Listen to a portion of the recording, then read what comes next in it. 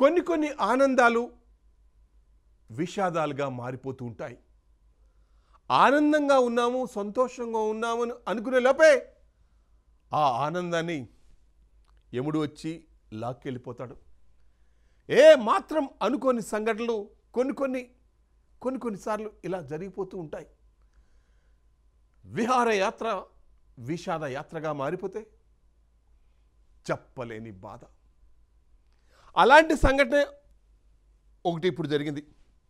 కళ్ళ ముందే ఆ అమ్మాయి ప్రాణాలు నీళ్లలో కలిసిపోయాయి.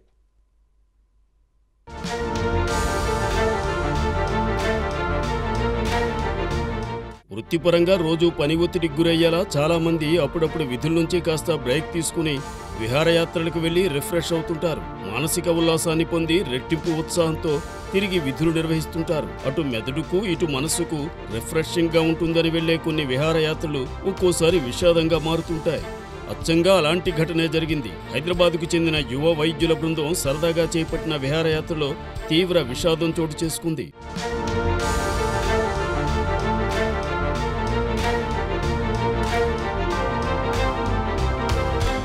హైదరాబాద్కు చెందిన ఓ ప్రముఖ డాక్టర్ కుమార్తె యువ వైద్యురాలు అనన్యారావు మరో ఇద్దరు స్నేహితులు సాత్విన్, హషిత్తో కలిసి కర్ణాటకలోని హంపీకి టూర్కు వెళ్లారు.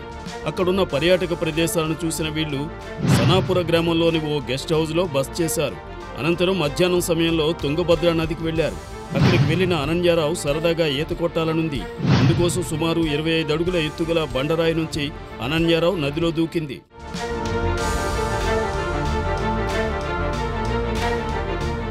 కాసేపు సరదాగా ఈత కొడుతూ ఆనందించిన అనన్యారావు కాసేపటికే నదిలో నీటి ప్రవాహం పెరగడంతో కొట్టుకుపోయింది. అనన్యారావు కొట్టుకుపోతుంటాన్ని గమనించిన స్నేహితులు ఆమెను రక్షించేందుకు ప్రయత్నించారు. కానీ ప్రవాహం ఎక్కువగా ఉండడంతో చూస్తుండగానే అనన్యారావు కనిపించకుండా పోయింది.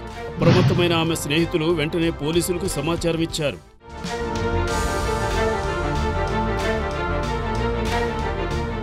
వెంటనే వారు అక్కడికి చేరుకుని దాదాపు 3 గంటల పాటు తుంగభద్రా నదిలో గాలింపు చర్యలు చేపట్టి ఎట్టకేలకు అనన్యారావు మృతదేహాన్ని బయటకు తీశారు. హైదరాబాద్కు చెందిన ప్రముఖ డాక్టర్ కుమార్తె అనన్యారావు. ఆమె కూడా డాక్టర్ చదువు పూర్తి చేశారు. ఈ నేపథ్యంలో స్నేహితులతో కలిసి విహారయాత్రకు వెళ్లిన అనన్యారావు ప్రాణాలు కోల్పోయింది. కుమార్తె మృతి సమాచారం తెలుసుకున్న అనన్యారావు తల్లిదండ్రులు శోకసంద్రంలో మునిగిపోయారు.